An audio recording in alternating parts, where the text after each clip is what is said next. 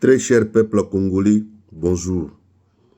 Tokutan lisusu lelo eza le 6 février 2026. Quand tokutan na rapona kosolo la mboka, nous n'avons pas un autre pays à part la République démocratique du Congo. Tozape na responsabilité ya kutelema, ya kusunga, ya kuluba au moment où ça ne va pas.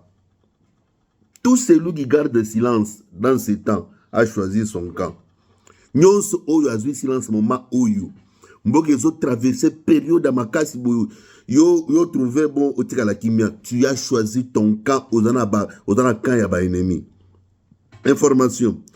Le FARDC et Wazalendo ba récupéré Rusankuku totalement na Mikenke. Oyo kite na le bibo, yo ka na le bibo. FARDC, unité spéciale Ibu. Bao bazana au plateau ya Fizi, na au plateau du Tombwe.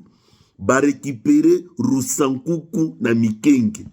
Rusankuku eza wapi, Rusankuku Congo et Rusalisa na nini.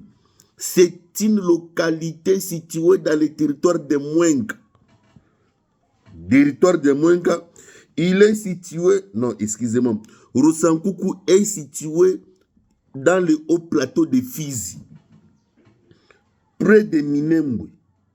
Ils ont vraiment dans le plateau de Fizi, mais ils ont un tout petit peu près de Minembwe. Il est situé à 30 km au nord de Minembwe.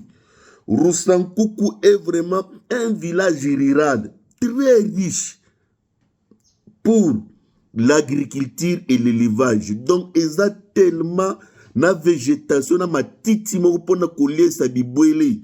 Ngombe, ntababilo kutuana. Ils ont très utile pona kosala bilanga. Rusankuku wana. Rusankuku est vraiment voisin de Bijombo, Rurambo na Kivumu. Rusankuku wana. Donc, ils ont tellement de localités très stratégiques.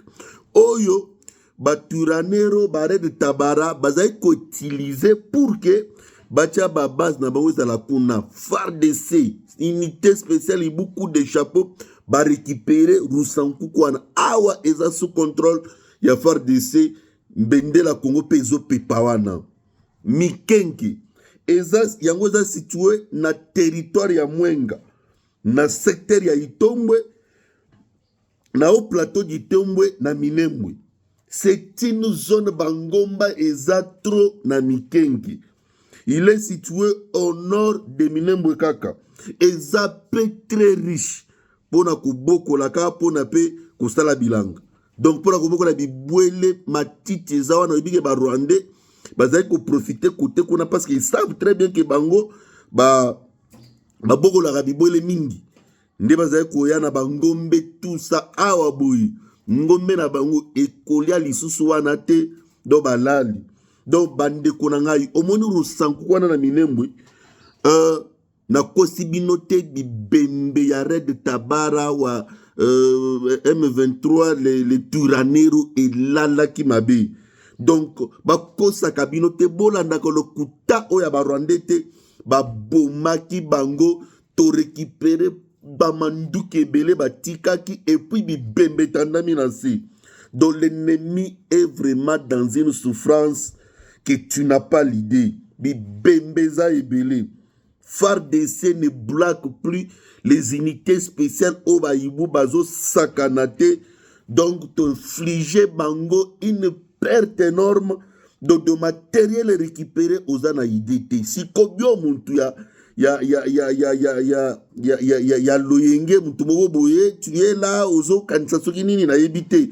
Nous te donnons cette information pour te dire que sur les plans des opérations sur terrain, l'armée est en train de faire un bon boulot et que preuve de force ils ont vraiment joué à l'avantage de notre armée. Donc awa boye Congo ya lelo eza lokola Congo kalate. Et puis, la particularité du Tumbara que tous ont contrôlé au plateau, il y a Fizi, au plateau du Tombwe, au plateau de Minembwe. Ce qui est intéressant est que l'ennemi n'aura plus le temps de s'organiser, même pour venir attaquer. Bon, bakanisaka na imagination qui te quoi attaquer sous Vira, c'est pratiquement parce qu'ils n'auront pas d'arrière-base. Après wana tosilisi koratise Minembwe au plateau du Tombo Fizi Rurambo tout la wana ndesko tokatisi Bukavu Koma et vous à la vitesse to ki Bunagana. Ozoboya ozomona teke ba M23 ba koti ki pelege se basili. Oyo quitté déclaration, il y a Donald Trump. Il dit nous allons mettre tout en jeu. Nous allons faire tout pour que Bitumbana ici la Noki. Si qu'on a tout ni l'avenir de ces gens qui sont partis se rallier na ba Rwanda pour venir faire la guerre au pays. Sor Nabino vous alanini. Vous avez choisi un très mauvais chemin, donc il y a Bino Sili. Merci au président Félix Antoine Tshisekedi Tshilombo. Vous pouvez refuser ou accepter. C'est l'un des hommes qui a dit non. S'il faudrait Tobunda, il faut Tobunda pour te récupérer Mboka sans passer par bêtises au dialogue, aux négociations, brassage, mixage. Te Ayebisaka Biso, Fachi. Tozo soutenir pour ça. Alobi ke Bitumba Oyo Ekosila Ndenge Sila Kate. Ceux qui sont dans la négociation, Bakoti armé, Yambaloyo Ekosila Libela Bakei Batiki Bisope, Libela Tozo Vol. Imaginez. Richesse Oyo Nord Kivu, na Sud Kivu ezanango wana. Batika la Congo 200 bitumbeza te tozo richesse wana. Oyebi à quel niveau totongamboka. Mutuno sala rate bitumba c'est pour freiner notre développement. Soki ba kosta kayo republier la yepe vidéo ba tumiso ba zo information leke tika la yo moko. C'est ça une façon que biso tout oza en mouvement pour défendre la mboka.